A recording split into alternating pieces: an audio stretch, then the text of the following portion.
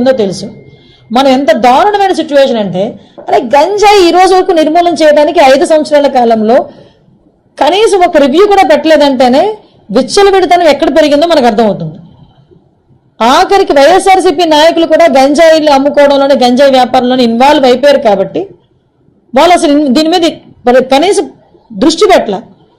ఏమండి, చింతపల్లి నుంచి, జీమాడుగల్ నుంచి, అటువైపు నుంచి, అదేవిధంగా మనకు ఒడిశా నుంచి, ఇలాంటి మల్టిపుల్ ప్లేసెస్ నుంచి మనకి గంజాయి సరఫరా అవుతుంది.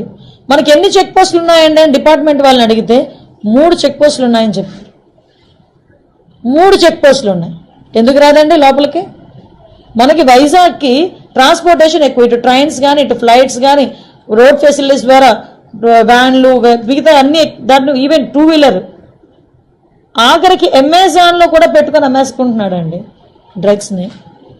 కర్రీ లీవ్స్ అని పేరు చెప్పుకొని అమ్మేసే పరిస్థితి కనిపిస్తూ ఉంది. నిజంగా ఇది మనం చాలా సీరియస్గా తీసుకోవాల్సిన ఇష్యూ.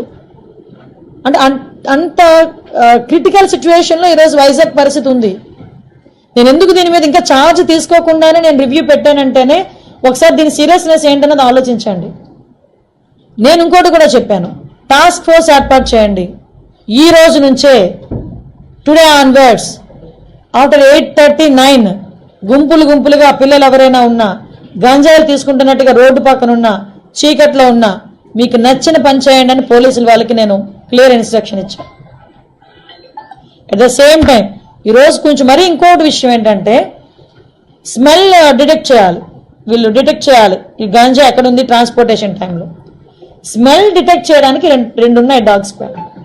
2 అసలు నిజంగా ఈ రాష్ట్రాన్ని ఏమి చేసేద్దాం అనుకున్నారు ఈ 5 సంవత్సరాలు? నాకు అర్థం కాల. 2 డాగ్సా?